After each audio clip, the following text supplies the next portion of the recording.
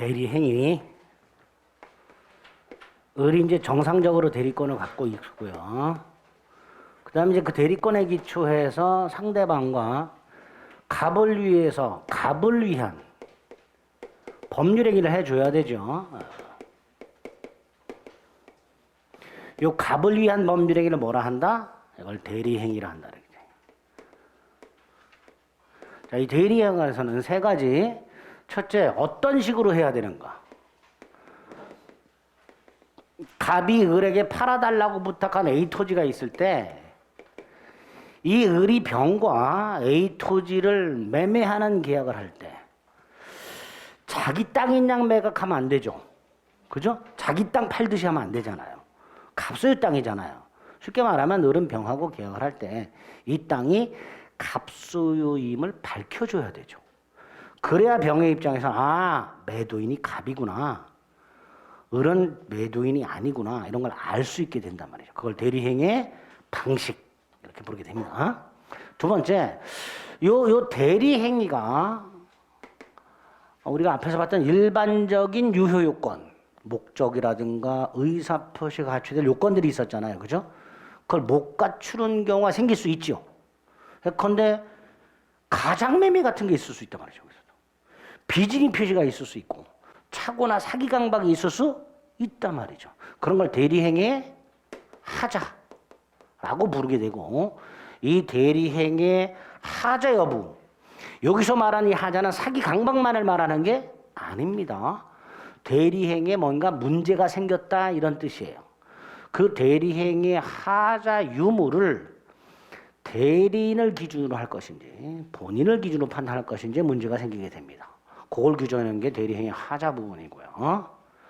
그 다음에 대리인의 능력이라고 해서 범행위 당사자는 권리 능력, 의사 능력, 행위 능력이 있어야 되는데, 대리 경우에는 당사자 갑이 직접 하는 게 아니라 대리인이 하니까, 대리인이 권리 능력이라든가 의사 능력이라든가 행위 능력 같은 것들이 필요하냐, 이런 문제가 생긴단 말이죠. 그죠? 그런 걸 대리인의 능력이라고 부르게 됩니다. 이런 것들이 대리 행위와 관련된 거고, 조문이 114조부터 존재하죠.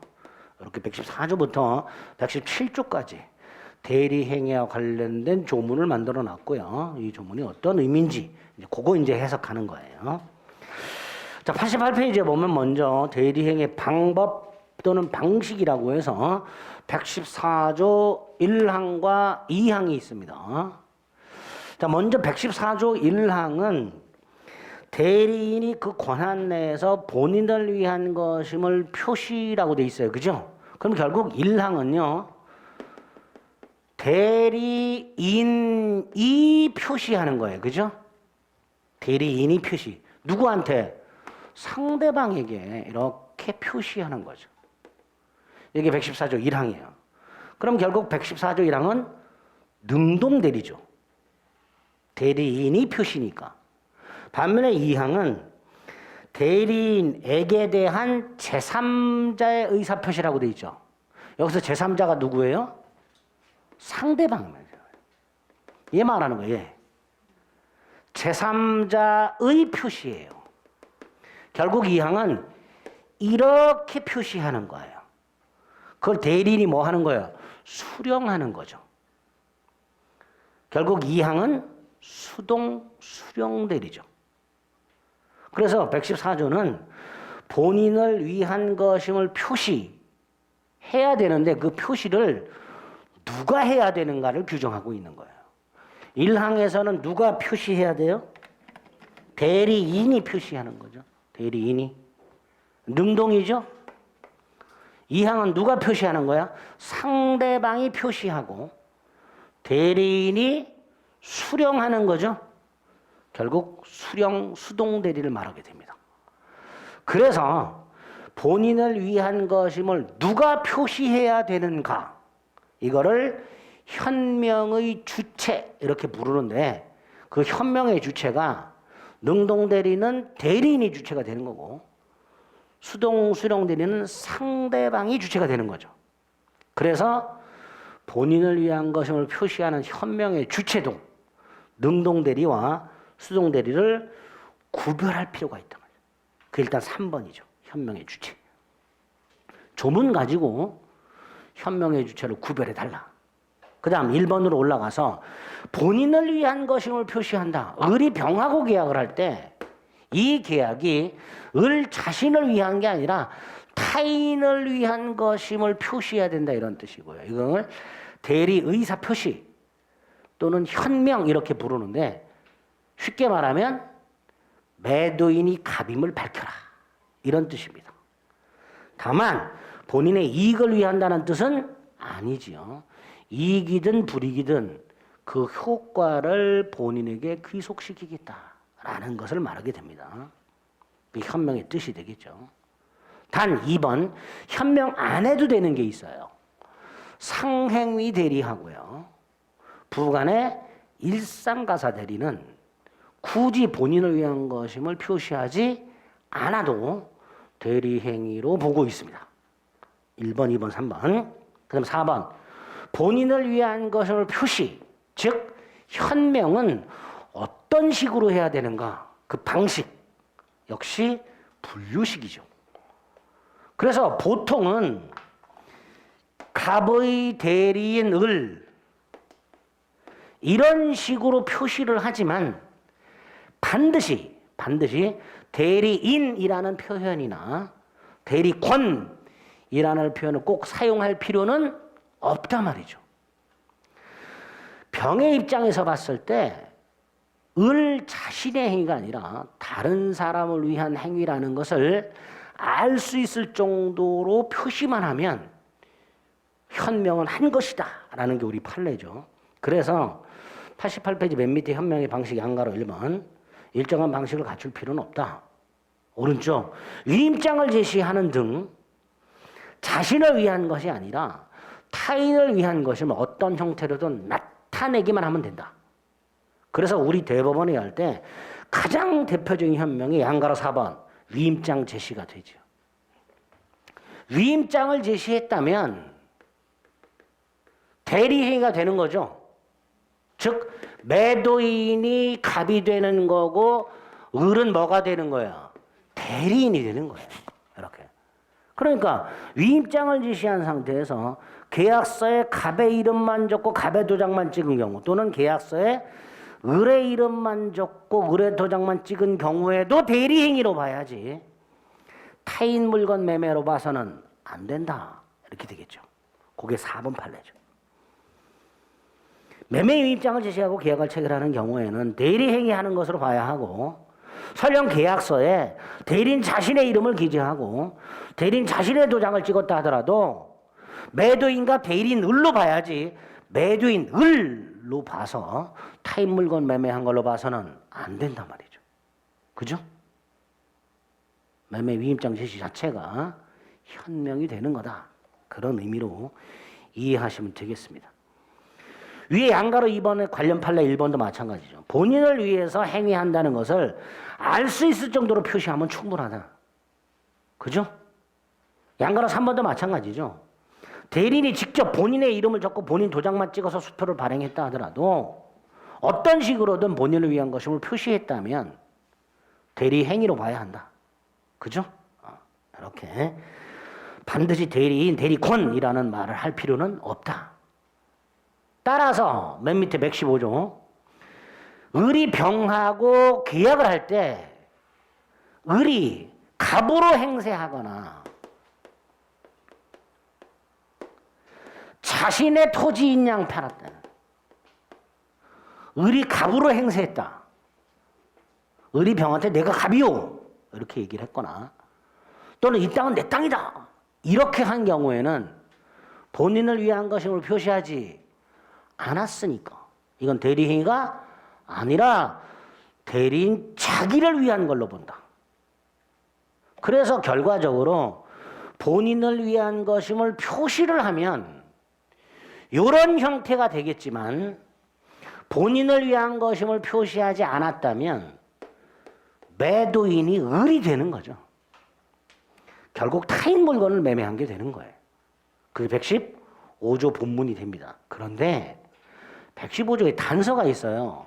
상대방이 이미 알았거나 알 수 있었을 경우, 을이 갑을 위한 것임을 표시하지 않았음에도 불구하고 심지어 을이 갑으로 행세하거나 을이 자기 땅인 양 매각을 했다 하더라도 상대방이 이미 알았거나 알 수 있었을 경우에는 다시 전조 114조 규정을 적용하니까 대리행위가 된다 말이죠.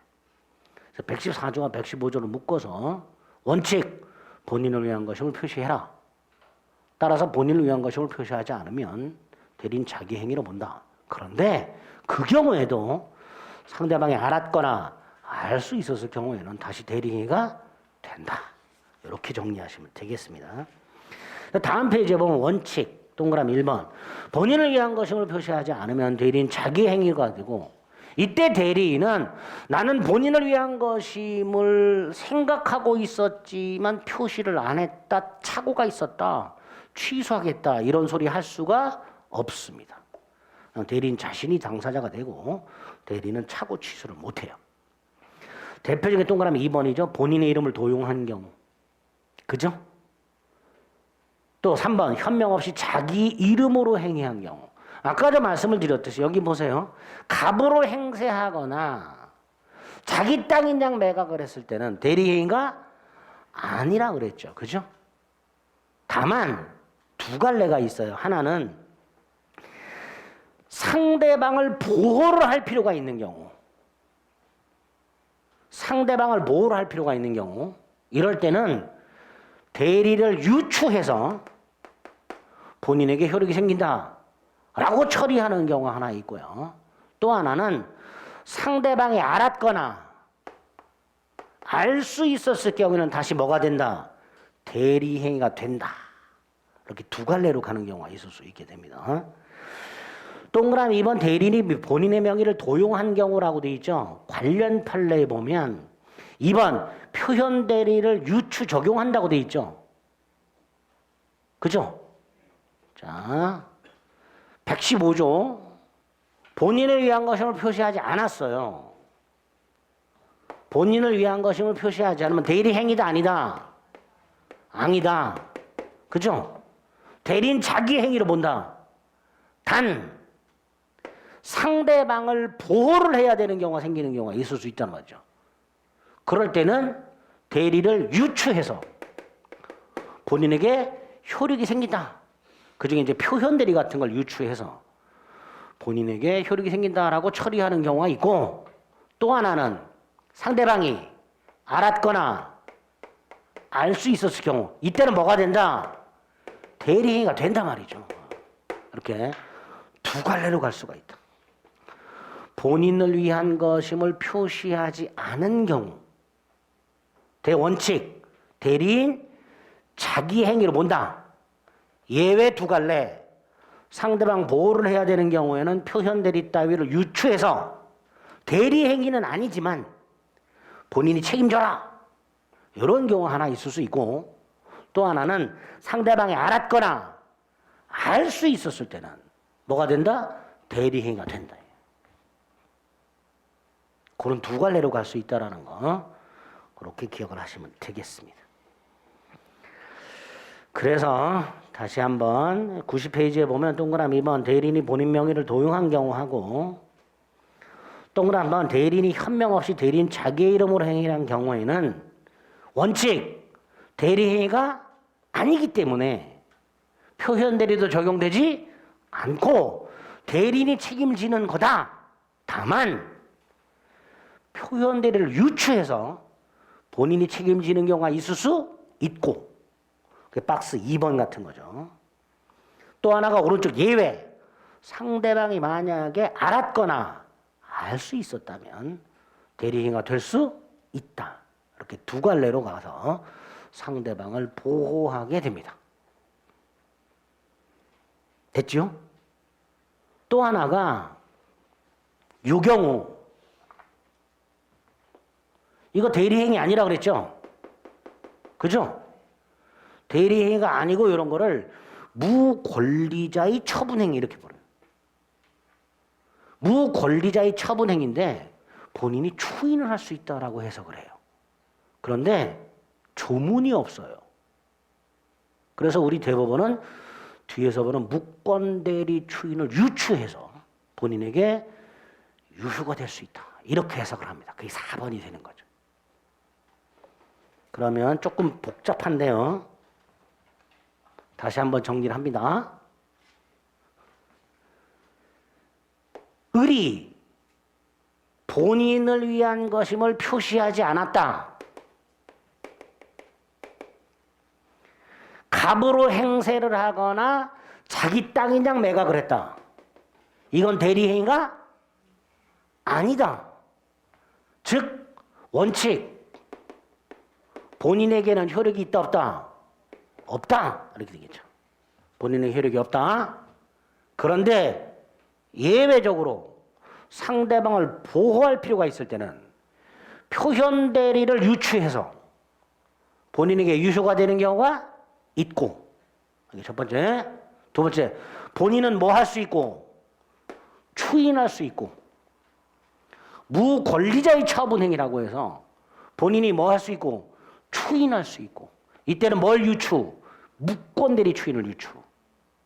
세 번째, 상대방이 알았거나 알 수 있었을 경우는 다시 뭐가 된다? 대리행위가 된다. 이런 식으로 우리 대법원은 상대방 보호를 위해서 이런 식으로 해석을 하고 있다라는 거. 115조와 관련된 이런 처리하는 방법을 머릿속으로 좀 생각해 주셔야 됩니다. 특히 요거 구별하셔야 돼요. 대리행위가 아니지만 표현 대리를 유추 적용해서 본인에게 유효로 처리하는 거 하고요. 이건 대리 아닙니다. 근데 해석상 이렇게 처리하는 거예요.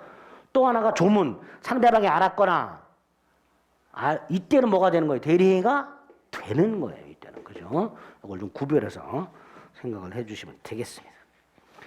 이걸 대리행위 방식 이렇게 불러요.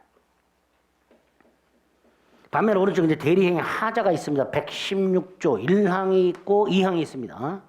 자, 1항이 원칙인데요. 1항이 이렇게 돼 있죠. 의사의 흠결. 의사의 흠결이 뭐죠?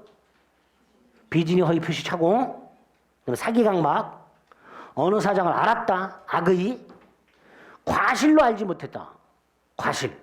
이렇게 비진이 허위 표시 착오, 사기 강박, 악의 또는 과실로 영향을 받는다. 이게 예를 들어서 을병이 대리행위를 할 때 병이 비진이 표시를 했다. 비진이 표시는 원칙적으로 유효하죠. 근데 상대방이 알았거나 알 수 있었을 때는 무효가 되잖아요. 그럼 여기서 병의 비진이에 대해서 상대방이 얘잖아요. 얘는 상대방의 대리인이란 말이에요. 그러니까 얘가 알았거나 알 수 있었을 경우 무효가 된다. 이렇게 해석이 되잖아요. 그죠? 그런데 병은 누구한테 비진이 됐어요? 을한테 했단 말이죠. 그죠? 그러니까 어쩔 수 없이 116조 1항을 만들어서 상대방이 아닌 상대방의 대리인을 기준으로 상대방의 대리인이 알았거나 알 수 있었을 경우에 무효가 된다. 이렇게 해석을 하라는 거죠. 그 116조 1항이죠. 의사의 흠결, 즉 비진이 허위 표시 착오, 사기 강박, 악의 또는 과실로 영향을 받을 때 누굴 표준으로 해라? 대리인 표준해라. 대리인 표준. 그 116조 1항이 됩니다. 그래서 밑에 2번에 가면 동그라미 2번 본인이 아닌 대리인이 사기 강박을 당해야 본인에게 취소권이 생기고, 본인이 사기 강박을 당했다 하더라도 대리인이 사기 강박을 당하지 않았다면 취소권이 생기지 않는다. 대리인이 사기 강박을 당해야 된다. 착오도 본인의 의사와는 상관없이 대리인의 의사와 표시가 불일치하고 그걸 대리인이 모르고 있어야 착오가 되고, 그래야 본인에게 취소권이 생긴다. 착오 여부도 대리인 기준으로 해라. 적극 가담도 마찬가지다. 이게 제2매매인데 제2매수인의 대리인이 적극 가담을 했다면, 설령 본인이 적극 가담을 한 적이 없다 하더라도 이 대리인에 의한 제2매매는 반사의 질서로 무효가 된다. 그 다음에 물건을 샀어요. 얘가 매도인이야. 근데 이 물건에 하자가 있어. 그러면 매수인이 그 하자에 대해서 선의무과실이라면 하자 담보 책임이라고, 야 멀쩡한 물건 내놔, 이렇게 하자 담보 책임을 물을 수가 있어요. 그런데 그러려면 매수인이 선의무과실해야 돼. 그런데 매수인이 직접 거래하지 않고 누가 했어요? 대리. 그러니까 얘가 선의무과실이라면 설령 본인이 하자에 대해서 악의라 하더라도 누굴 기준으로 해야 되니까? 대리인 기준으로 해야 되니까. 본인이 이렇게 주장할 수 있는 거예요. 나는 하자가 있다는 걸 알고 있었지만 대리는 몰랐잖냐. 갑이 이걸 주장할 수 있게 되는 거예요. 대리인을 기준한다는 건. 그죠? 의리병과 물건을 매매하는 계약을 했는데 그 물건에 하자가 있을 때 본인은 하자가 있다는 걸 설령 알고 있었지만 대리인이 모르고 있었다면 대리인을 기준하라고 그랬으니까 본인은 뭘 주장할 수 있다? 대리인의 선의를 주장할 수 있게 되는 거예요. 그게 111조 116조 1항이 되는 거예요. 그래서 밑에 세 번째 줄을 보면 대리인을 통해 매수한 물건에 하자가 있을 때 대리인이 선이라면 본인은 악의라 하더라도 본인은 뭘 주장해서 대리인의 선의를 주장해서 담보 책임을 물을 수 있다. 이렇게 되는 거예요. 그게 111조 1항이 되는 거예요. 그런데 위로 올라가서 111조 2항을 보면 이렇게 돼 있죠. 본인이 대리인에게 지시를 한 경우, 본인이 대리인에게 지시를 한 경우에는 본인은 대리인의 뭐를 주장하지 못한다. 부지를 주장하지 못한다. 이렇게 놨어요. 110조 1항은요. 본인이 악의고 대리인이 선의라면 본인이 대리인의 선의를 주장할 수 있잖아요. 그런데 110조 2항은 본인이 그걸 주장하지 못한다. 즉 이때는 누굴 기준해라? 본인 기준해라. 그래서 한 장을 넘겨보면 예외에 동그라미 1번에 세 번째 줄에 가면, 네 번째 줄에 가면 예를 들어 앞에 거하고 똑같은 상황이에요. 목적물에 하자가 있어요. 본인이 악의야, 대리인이 선이야. 아까요 116조 1항에 의하면 보세요. 본인은 악의라 하더라도 대리인이 선이라면 이걸 주장해서 본인은 담보 책임을 물을 수 있다 그랬잖아요.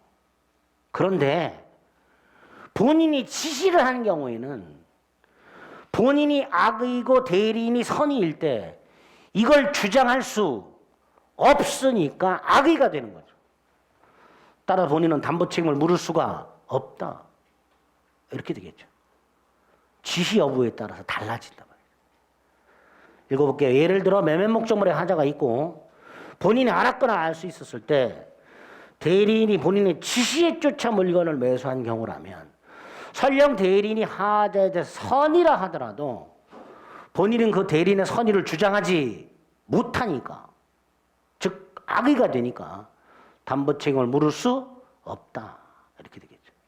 이렇게 본인을 기준으로 하는 경우가 116조 2항에 하나 있고요. 또 하나가 불공정한 행위가 있었죠. 피해자의 궁박경설 무경험으로 인하여 현적의 균형을 잃은 행위는 무효로 한다고 돼 있는데 이때 피해자가 직접 행위한 게 아니라 대리인을 통해서 했을 때 그 궁박이라든가 경솔이라든가 무경험 유무를 누굴 기준으로 판단할 것인가?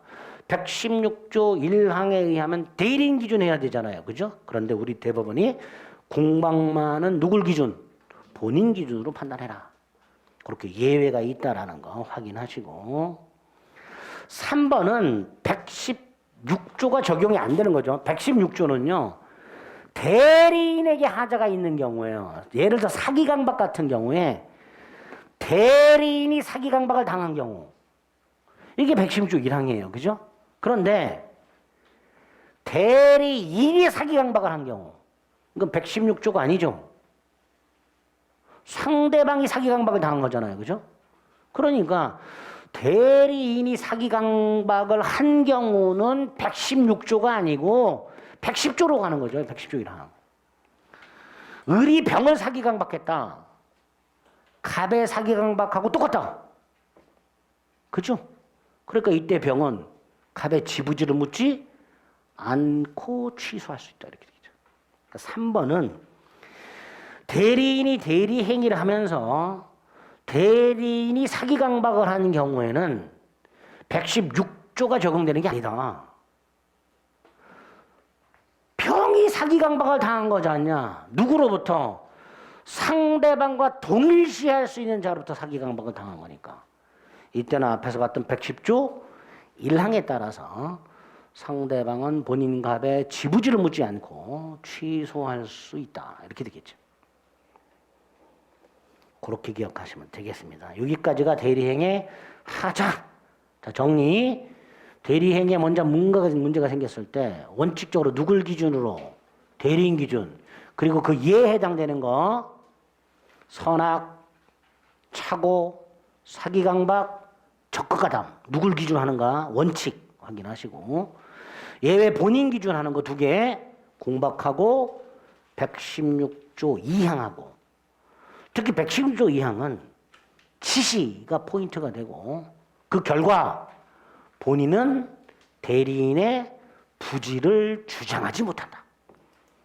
그렇게 조문을 딱 머릿속에 각인을 해두셔야 됩니다. 여기까지가 대리인의 하자의 문제가 되죠. 자, 이제 마지막이 대리인의 능력인데 일단 대리인은 의사를 결정해야 되니까 뭐가 있어야 돼요? 의사 능력은 당연히 있어야 된다 그랬죠. 그죠? 문제가 행위 능력인데 117조에서 행위 능력자임을 요하지 않는다라고 돼 있더란 말이죠.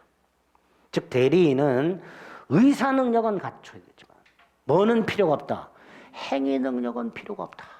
자, 그래서 117조 대리인은 행위 능력자임을 요하지 않는다 이 뜻. 자, 갑이 을에게 수권을 하고 을이 병과 대리 행위를 하는데 을이 만약에 미성년자더라.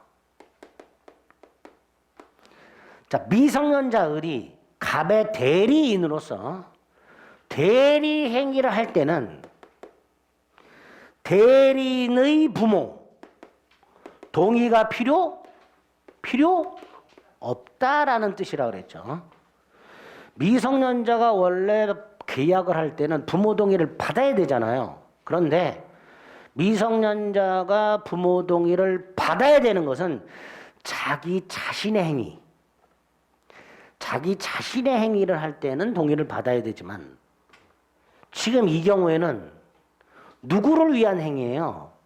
갑을 위한 행위잖아요. 을이 자기 땅을 파는 게 아니라 갑소유 땅을 대신 팔아주는 것에 불과하니까 을이 갑소유 땅을 매각할 때는 을 부모 동의를 굳이 받을 필요가 없다라는 뜻이죠. 그러니까 나중에 이 대리 행위를 을이 부모 동의 받지 않았음을 이유로 뭐 할 수는 없다. 취소할 수는 없다. 이렇게 해석을 하는 거죠. 그런데 이거하고 구별해야 될 게 있죠. 갑과 을 사이의 위임계약, 수수료계약. 이거는 대리 행위가 아니잖아요. 그러니까 을이 갑하고 위임계약을 체결할 때는 을은 부모 동의를 받아야 되고요. 만약에 을이 부모 동의를 받지 않고 위임계약을 했을 때는 이건 뭐 할 수 있다? 취소할 수 있다. 이렇게 되겠죠. 그래서 대리는 행위 능력자임을 요하지 않는다라는 말은 오른쪽 2번의 양가를 1번 미성년자 같은 제한 능력자라 하더라도 단독으로 대리 행위를 할 수 있다. 즉 부모 동의를 안 받아도 된다라는 뜻이니까 양가로 2번 대리 행위할 때 을이 부모 동의를 받지 않았다는 것을 이유로 그 대리 행위를 취소할 수는 없다. 그런 의미로 해석한다 그래서. 그러나 3번 본인과 대리인 사이의 기초적 내부 관계 이거 말하는 거죠. 원인 관계. 기초적 내부 관계라고도 하고 원인 관계라고도 한단 말이에요. 이건 을의 대리 행위가 아니고 을 자신의 행위란 말이죠. 그러니까 이거는 부모 동의를 받았어야 되고 만약에 부모 동의를 받지 않았다면 그 원인 관계는 뭐 할 수 있다? 취소할 수 있다. 이렇게 되겠죠. 그죠? 대리는 행위 능력자임을 요하지 아니한데 의미가 이렇다. 그다음 대리 행위 효과. 을의 대리 행위 효과는 전부 누구한테? 본인에게 어떻게 직접 귀속이 된다. 부수적인 효과까지도 다 귀속이 되죠. 그러니까 만에 하나 여기에 문제가 생겨서 병이 손해가 생겼다 하더라도 병이 을에게 손해배상 따위를 청구할 수는 없다가 됩니다. 모든 효과가 누구한테 귀속이 된다? 본인 갑에게 귀속이 된다. 원상회복이라든가 손해배상이라든가 부당이득 반환이라든가 취소라든가 전부 다 본인에게 귀속. 이렇게 되겠죠. 본인에게 귀속. 그다음 한 장을 넘겨면 본인의 능력의 문제가 나오는데 일단 본인은요. 대리인한테 일을 맡겼죠. 그죠? 그러니까 대리인이 대리 행위를 할 때 그때 본인 만취 있어도 되죠. 대리인이 하고 있으니까. 다시 말해서 본인은 대리인이 대리 행위를 할 때 의사 능력도 필요가 없고 행위 능력도 필요가 없어요. 본인은. 다만 조심할 게 이 경우 수권행위 하는 경우 또는 본인과 대리인 사이 위임계약을 체결하는 경우 이거는 본인의 법률행위잖아요. 그러니까 당연히 본인이 수권행위 할 때 또는 본인과 대리인 사이 위임계약을 할 때 본인은 당연히 의사능력도 있어야 되고 행위능력도 있어야 됩니다. 구별해야 된단 말이죠. 그래서 이번에 양가로 1번 본인의 능력의 문제는 둘로 나눠가지고 양가로 1번 대리인이 대리 행위를 하고 있을 때 이때 본인은 의사 능력도 필요가 없고 행위 능력도 필요가 없어요. 하지만 두 번째 줄 본인이 대리인과 계약을 맺거나 본인이 대리인에게 수권행위 할 때 이때는 당연히 본인의 법률 행위니까 본인은 의사 능력도 필요하고 행위 능력도 필요하겠죠. 구별하자. 그죠? 그래서 본인의 능력의 문제는 대리인이 대리 행위하고 있을 때 본인의 능력과 본인 스스로 행위할 때의 능력 이걸 구별해서 기억을 해주시면 되겠습니다. 됐지요? 자, 여기까지가 대리권 대리 행위에 관련된 겁니다. 철저하게 봐주셔야 돼요. 대리권 대리 행위 합쳐서 한 문제 나오죠, 그죠? 양이 좀 오지게 많지요. 한 문제 맞춰야지, 맞춰야지 어떡할 거야 이거. 아, 난 포기할래? 안 돼요. 맞춰야 돼요, 이거. 쉽게 나와. 지금까지 체크해드린 거, 그거. 들었을 때 어려운 게 있었어요, 그죠? 아, 잊어. 잊으면 되지, 뭐. 알아듣는 것만 들으면 되지, 뭐. 그죠? 그거만 맞춰도 돼. 90점 맞을 생각 없어요, 우리는. 그죠? 언감생심 90점, 그죠? 65점만 맞으면 돼, 65점만. 65점도 어려워요, 그죠? 어렵지, 65점도. 근데 나는 맞출 수 있다라고 생각하시는 분들만 65점 이상을 맞아요. 희망적인 거는요. 1년 동안 모의고사에서 단 한 번도 60점을 넘지 않은 분들도 실제 가면 막 80점도 나오고 그래요. 많아요. 그런 분들이. 지금은 못 믿죠. 그죠? 매년 그래요. 안 믿어요. 제 말을. 매년 안 믿는데 시험 보고 나면 그때 깨닫죠. 시험 보고 나면. 본인도 깜짝 놀라요. 80점 우와 이렇게 돼요. 본인. 한 번도 맞춰보지 못한. 실제로 진짜로 모의고사 단 한 번도 60점을 넘지 못한 분들도 합격하는 분들 굉장히 많습니다. 특히 민법은 열심히 하면 절대로 배신하지 않아요. 다른 과목들은 배신 잘해요. 다른 과목들은 진짜 불의타라고 해서 상상도 못했던 것들이 문제로 출제되는 경우가 굉장히 많아요. 다른 과목들은. 근데 민법은 거의 없습니다. 거의. 99%다 했던 것에 문제가 나와요. 네, 그러니까 충분히 합격합니다. 이 부분. 네. 그런 의미에서 복대리 하겠습니다. 네, 복대리 잘 봐야죠. 의가 있고요. 특징이 나옵니다. 요거 잘 이해 암기하셔야 돼요. 세 번째로 복인권 및 책임이 나와요. 역시 조문이 있습니다. 요거 120조부터 122조까지 역시 암기하셔야 돼요. 이해 암기죠. 복대리인의 지위가 나와요. 123조가 있습니다. 역시 이해 암기하셔야 돼요. 기타 몇 가지가 나와요. 복대리인의 행위에 대해서도 표현대리가 적용되는가? 복대리인도 또 다른 복대리인을 선임할 수 있는가? 복대리권은 언제 소멸하는가? 뭐 이런 것들이 추가적으로 문제가 될 수 있습니다. 일단 복대리는 이 의의하고 특징을 정확하게 이해 암기를 꼭 하셔야 됩니다. 갑이에게 땅을 팔아달라고 부탁을 해요. 수권행위. 그런데 을이 또다시 병한테 부탁을 해요. 갑이 을에게 땅을 팔아달라고 부탁을 했는데 을이 또다시 병한테 땅을 팔아달라고 부탁을 해. 그래서 병이 갑소유 땅을 매매를 해. 이때 병 누구의 부탁을 받았어요? 을의 부탁을 받았죠. 근데 누구 땅을 팔았어요? 갑소유 땅을 팔았죠. 그러니까 뭐라고 얘기해요? 대리인이 선임한 누구의 대리인? 본인의 대리인 이렇게 되는 거죠. 대리인이 선임한 본인의 대리인. 본인이 선임하면 그냥 대리인이잖아요. 근데 얘는 대리인이 선임을 했단 말이죠. 대리인이 선임하기는 했지만 누구의 대리인? 본인의 대리인을 복대리라고 하게 됩니다. 두 번째, 대리인이 복대리인을 선임하는 행위. 수권행위죠. 이거를 복임행위 이렇게 부르죠. 이거는 대리행위가 아니지요. 그죠? 요게 대리행위, 요게. 을이 병에게 갑소유 땅을 팔아달라고 부탁하는 것은 을의 대리행위가 아니라 을의 수권행위. 따라서 대리행위가 아니니까 갑의 이름으로 하는 게 아니라 을 자신의 이름으로 해요.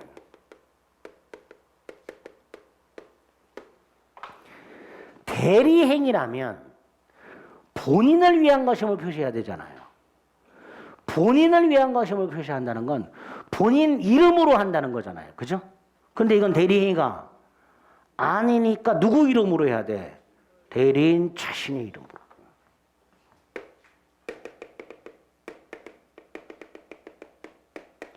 자, 여기서 대리인 자신의 이름으로 선임한다는 게 무슨 뜻이라 그랬어요? 책임지겠다 이런 뜻. 책임지겠다. 내가 책임질게. 을이 병한테 부탁을 하면서 병이 뭐라 하면 너는 하기만 해. 내가 책임질게. 그런 의미라고 그랬습니다. 그래서 결과적으로 복대리는 대리인이 누구의 이름으로 선임한, 대리인 자신의 이름으로 선임한, 지가 책임지겠다고 밝힌 누구의 대리인? 본인의 대리인을 말하게 됩니다. 이게 복대리의 뜻. 특징. 첫째, 복대리인을 선임하는 행위는 대리행위가 아니다. 대리인의 수권행위다. 그래서 복대리인은 언제나 임의 대리인이다. 대리인의 수권행위를 통해서 대리권이 생겼으니까 복대리인은 언제나 임의 대리인. 세 번째, 복대리인을 선임하더라도 대리권은 소멸하지 않는다. 그래서 병의 대리권은 을의 대리권에 종속한다. 즉 병의 대리권의 범위는 을의 대리권의 범위보다 클 수가 없다. 같거나 작아야 되고, 또 을의 대리권이 만약에 소멸해버리면 병의 대리권도 소멸한다. 이렇게 되겠죠. 또 요놈 누구의 대리인? 본인의 대리인. 따라서 복대리인이 대리행위를 할 때는 누굴 위한 것임을 표시? 본인을 위한 것임을 표시해라. 대리인을 위한 것임을 표시해서는 절대로 안 되고 본인을 위한 것임을 표시하도록 하고 있더라. 그래서 94페이지의 복대리 뜻, 특징, 95페이지까지 뜻과 특징을 철저하게 봐주셔야 됩니다. 그 다음에 이제 3번 복인권 및 책임이 있죠. 자, 이건 이제 조문을 잘 꿰셔야 되는데, 복대리인에 대해서 우리 민법은 복대리인은 대리인이 어떤 경우에 복대리인을 선임할 수 있으며 아까 책임진다 그랬잖아요. 어떤 책임을 질 것인가 이걸 규정해놨단 말이죠. 이게 복인권 및 책임이 되는데 임의대리와 법정대리를 나눠놨죠. 자, 먼저 임의대리는 120조와 121조에서 뭐라고 해놨어요? 법률행위에 의해서 수여된 대리권, 즉 본인의 수권행위를 통해서 발생한 대리권, 임의대리는 본인 승낙이나 부득이한 사유가 있는 외에는 복대리인을 선임하지 못한다. 이렇게 해놨죠. 다시 말해서 임의대리는 원칙적으로 복대리인을 선임할 수 있다 없다? 없다. 이런 뜻이죠. 원칙적으로 복대리인을 선임하지 못한다. 다만 예외적으로 본인의 승낙이 있거나 또는 부득이한 사유가 있을 때만 선임할 수 있도록 해놨단 말이에요. 그 120조 이상의 뜻이죠. 본인 승낙이나 부득이한 사유가 있는 경우에는 복대는 선임하지 못하도록 되어 있으니까 해석을 어떻게 한다? 원칙적으로 복대는 선임하지 못한다. 단 본인 승낙이나 부득이한 사유가 있을 때 선임할 수 있다. 이렇게 해석을 하는 거죠. 자, 여기서 부득이한 사유는 본인에게 발생한 사유일 수도 있고 대리인 자신에게 발생한 사유일 수도 있다. 본인이 해외여행 가서 승낙을 받을 수 없는 사정이 있다. 또는 대리인이 병원에 입원해서 대리행위를 할 수 없는 사정이 생겼다. 다 뭐가 된다? 부득이한 사유가 될 수 있다. 두 번째, 승낙. 이 승낙은 원칙. 명시적 승낙도 되고 뭐도 된다? 묵시적 승낙도 된다. 본인의 승낙은 명시적 승낙도 되고 묵시적 승낙도 된다. 특히 명시적으로 금지하지 않는 한 본인이 대리인을 선임하면서 수권행위하면서 명시적으로 복대리인 선임을 금지하지 않는 한 반드시 네가 해야 돼. 다른 사람한테 또 부탁하면 안 돼. 이렇게 명시적으로 금지하지 않는 한 수권행위 속에 묵시적 승낙이 포함되어 있다. 이렇게 해석을 한단 말이죠. 대법원이. 다시 한번 본인의 승낙은 명시적 승낙도 되고 묵시적 승낙도 된다. 두 번째, 본인이 대리인을 선임하면서 명시적으로 복대인 선임을 금지하지 않는 한 수권행위에 이미 묵시적 승낙이 포함되어 있다. 이렇게 해석을 한다는 거예요. 이게 원칙이에요. 그런데 예외가 있더라. 명시적 승낙이 있을 때만 복대를 선임할 수 있고 묵시적 승낙으로는 선임 못하는 경우가 있더라는 거예요. 명시적 승낙이 있을 때만 복대를 선임하는 경우가 있다. 어떤 경우냐? 아파트나 상가의 분양 대행 업무처럼 대리인 자신의 개인적 능력에 따라서 그 성공과 실패가 좌우되는 행위, 이런 걸 대법원이 뭐라고 얘기냐면 대리인 자신의 처리가 필요한 행위 이렇게 불러요. 대리인 자신의 직접 처리가 필요한 행위, 이런 경우에는 본인의 무슨 승낙이 있어야, 묵시적 승낙이 있어야, 명시적 승낙이 있어야 복대리인을 선임할 수 있다. 이렇게 해석을 한다는 거죠. 그래서 96페이지에 보면 이번 임의대리인의 복인권 및 책임이라고 해서 120조가 일단 있고요. 그 120조 해석이 밑에 양가로 1, 양가로 2, 양가로 3인데 특히 양가로 3. 본인의 승낙은 명시적으로 있을 필요는 없고 묵시적으로도 가능하다. 그죠? 그래서 1번. 아버지가 아들에게 담보 제공을 위해서 인감도장과 증명서를 교부한 경우 수권행위잖아요. 그죠? 거기에 복인권을 포함한 일체 대리권을 수여한 거다. 그죠? 오른쪽. 채권자를 특정하지 아니한 채 부동산을 담보로 제공하고 돈을 빌려올 것을 부탁했을 때 그 부탁에는, 수권행위에는 복대인 선임에 관한 승낙이 포함되어 있다고 볼 것이다. 그런데 3번. 대리의 목적은 법률의 성질상 대리인 자신에 의한 처리가 필요하지 아니한 경우라고 되어 있죠. 대리인 자신의 직접 처리가 필요가 없으면 이게 가능한 거예요. 이렇게 묵시적 승낙이. 그죠? 근데 그 밑에 뭐라고 돼 있어요? 세 번째 줄. 오피스텔 또는 아파트 분양 업무는 그 성질상 분양을 위임받은 대리인의 능력에 따라 분양 사업의 성공 여부가 결정되는 것으로서 사무 처리 주체가 별로 중요하지 아니한 경우. 자, 문구가 어려워요. 사무 처리 주체가 중요하지 아니한 경우. 말을 바꾸면 뭐야 돼요? 그 위에 거 대리인 자신의 처리가 필요하지 아니한 경우냐. 요 경우에는 묵시적 승낙으로도 가능하단 말이죠.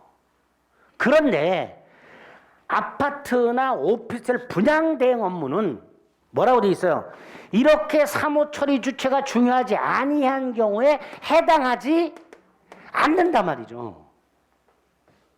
즉 사무 처리 주체가 중요하단 말이죠. 누군지가. 직접 처리가 필요하단 말이죠. 이럴 때는 무슨 승낙이 필요하다? 명시적 승낙이 필요하단 말이에요. 오피스 또는 아파트 분양 업무는 사무 처리 주체가 별로 중요하지 아니한 경우에 해당한다고 보기 어렵다. 아이 거지 같아. 그냥 사무 처리 주체가 중요한 경우에 해당한다 그러면 될 거를. 훨씬 쉽잖아. 예? 사무 처리 주체가 중요한 경우에 해당한다 그러면 될 거를 중요하지 아니한 경우에 해당하지 아니한다. 뭐 이 개 같아. 아우 짜증나. 결론은 뭐예요? 사무 처리 주체가 중요한 경우에 해당한단 말이죠. 그러니까 무슨 승낙이 있어야 된다? 명시적 승낙이 있을 때만 목대는 선임할 수 있다. 그죠? 어우 짜증나. 제가 봐도 짜증나. 자, 어쨌든 이렇게 임의 대리인은 본인 승낙이나 부득이한 사유가 있을 때만 선임할 수 있고요. 책임은 어떤 책임을 줘요? 121조 1항 선임 감독상 책임만 져요. 여기서 선임 감독상의 책임이란 선임 또는 감독을 잘못했을 때 선임 감독상 과실 책임. 선임 감독상 과실 책임을 말하게 됩니다. 선임을 잘못했거나 감독을 잘못했을 때 발생하는 책임을 말하게 됩니다. 121조 1항이죠. 그런데 예외가 있어요. 본인이 복대리인을 지명을 하는 경우, 지명. 선임은 누가 하고? 대리인이 하고. 본인이 지명을 한 경우. 이럴 때는 책임이 줄어들더란 말이죠. 121조 2항. 대리인이 본인의 지명에 의해서 복대로 선임했을 때는 그 본인이 지명을 한 자가 그 일을 하기에 적합하지 않은 사람, 부적임. 또는 게을러 터진 사람, 불성실하고. 부적임 또는 불성실하고. 대리인이 그 사실을 알면서 본인에게 통지나 해임을 태만한 때가 아니면 책임이 없다. 그러니까 본인이 지명을 했을 때는 대리인의 책임이 발생하려면 요건이 까다롭단 말이죠. 세 가지 요건을 충족시켜야 돼. 부적임 또는 불성실할 것, 대리인이 알고 있을 것, 마지막으로 통지나 해임을 태만했을 것. 그런 요건이 충족이 되어야 책임이 지고 그걸 충족하지 않으면 아무런 책임이 없다. 이렇게 본인 책임, 대리인 책임을 감면해주고 있습니다. 이게 임의 대리고요.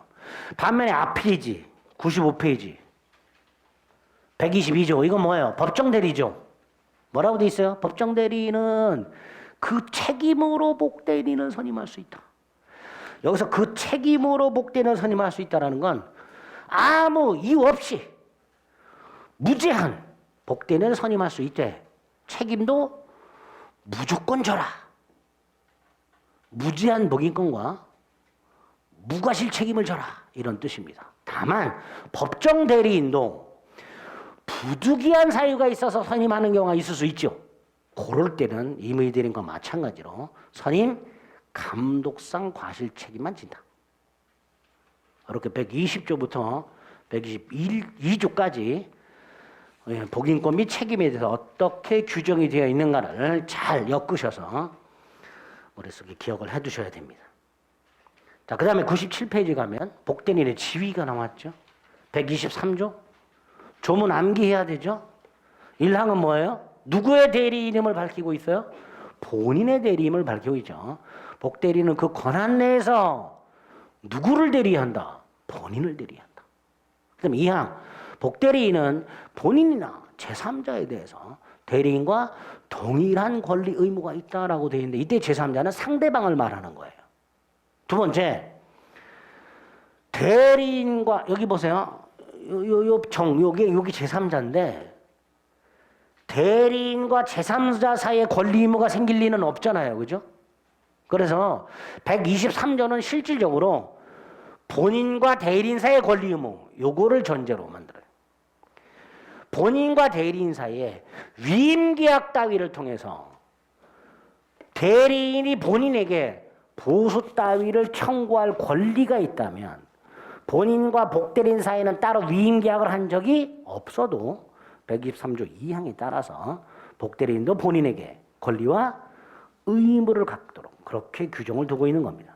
그래서 123조 2항 복대리인은 특히 본인에 대해서 대리인과 동일한 권리 의무가 있다의 의미 한 장을 넘기면 3번 대리인이 본인과 계약에 기초하여 권리와 의무를 갖고 있다면 복대리인도 본인에 대해서 대리인과 똑같은 권리 의무가 있다. 예를 들어 본인과 대리인 사이 위임계약이 체결되어 있고 따라서 대리인이 수임인의 지위에서 본인에게 보수나 비용 따위를 청구할 권리가 있다면 본인과 복대리인 사이에는 따로 위임계약을 체결한 적이 없더라도 123조 2항에 따라서 복대리인도 본인에 대해서 대리인과 마찬가지로 수임인의 지위에서 보수나 비용을 청구할 권리가 있다. 이렇게 해석을 하게 됩니다. 123조 2항의 뜻이고요.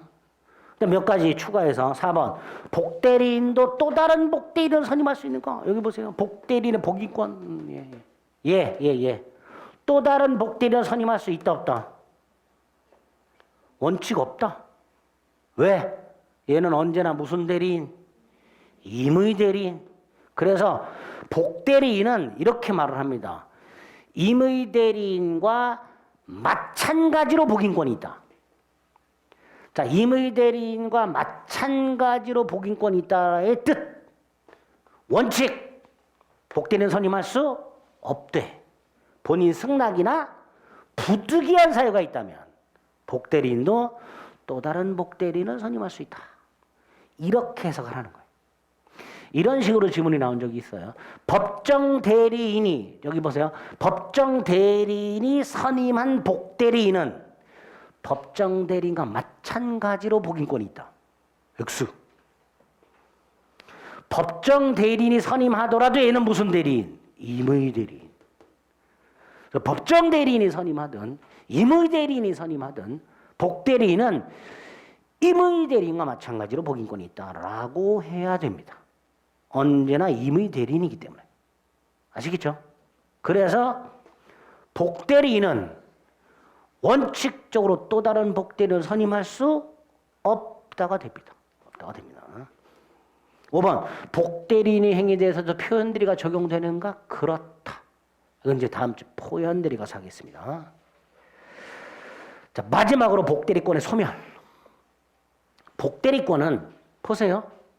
아까 대리권이 소멸하면 복대리권 소멸한다 그랬죠. 자, 대리권 소멸 사유가 뭐가 있죠? 본사 대사성파, 수권행위 철회, 원인관계 종료 뭐 이런 거 있죠. 그죠? 그럼 대리권 소멸하면서 복대리권도 소멸하겠지. 또 하나 복대리권만 소멸하는 경우도 있을 수 있죠. 어떤 경우? 복대리인의 사성파, 복대리인의 사망, 복대리인의 성년 혹인의 개시, 복대리인의 파산, 대리인의 습권행위 철회. 그럼 복대리권만 소멸하는 경우도 있겠죠. 그래서 복대리권 소멸 사유는 뭐 굳이 그럴 필요는 없지만 그래도 모르니까 둘로 나눠서 대리인의 대리권이 소멸함으로써 복대리권이 소멸하는 경우와 복대리권만 소멸하는 경우로 나눠서 복대리권 소멸 사유를 기억해 주시면 되겠습니다. 됐지요? 됐다고 해요? 뭐 여기까지가 복대리가 되고요. 복대리는 올해 단독 문제로 나올 가능성이 아주 높으니까 잘 정리해 주셔야 됩니다. 대리에서만 3문제 정도가 올해 출제가 될 거예요. 그러면 복대리도 한 문제가 꼭 출제가 될 거니까 잘 정리해 주셔서 뭐 내용이 크게 어려운 건 아니죠. 그죠? 내용은 어려운데 내용이 어렵기 때문에 문제는 쉽게 내요. 그러니까 딱 요 정도에서 끝나야지 더 깊이 생각하시면 안 됩니다. 아시겠죠? 네. 무권 대리부터는 이제 다음 주에 살펴보도록 하겠습니다. 누누이 말씀드리지만 집에 가셔서 복습을 꼭 해주시되 복습할 때 강의 좀 더 들어보시고 그리고 이제 좀 책도 좀 읽어보시고 밑줄 그어드린 거 체크해드린 거 좀 눈으로 확인도 좀 하시고. 그러니까 이런 거 말이 어렵잖아요, 그죠? 이런 건 머릿속으로 생각만 해서는 안 돼. 눈으로 좀 봐야 된단 말이죠. 아, 이게 이런 의미구나 이렇게 자꾸 매칭을 시키는 훈련을 하셔야 나중에 문장을 만났을 때 당황하지 않는단 말이죠. 이런 거 전혀 안 보고 이 문장을 딱 만약에 봤다. 에? 사무 처리 주체가 중요하지 아니한 경우에 해당하지 아니한다. 뭐 이렇게 나왔어 지문이. 그럼 이게 해당한다는 거야 안 되는 거야. 이게 직관적으로 안 와닿는단 말이야 한 번에. 익숙하지 않기 때문에. 이중부정어, 삼중부정어 이런 거에 익숙하지 않기 때문에 한 번 읽어갖고는 머릿속에 딱 안 오는. 그러니까 이런 걸 자꾸 반복해서 봐서 직관적으로 파악하는 훈련이 민법은 필요하다는 거. 그러려면 반복밖에는 다른 방법이 없어요. 아시겠죠? 네, 부탁드리겠습니다. 여기까지 하겠습니다. 수고하셨습니다.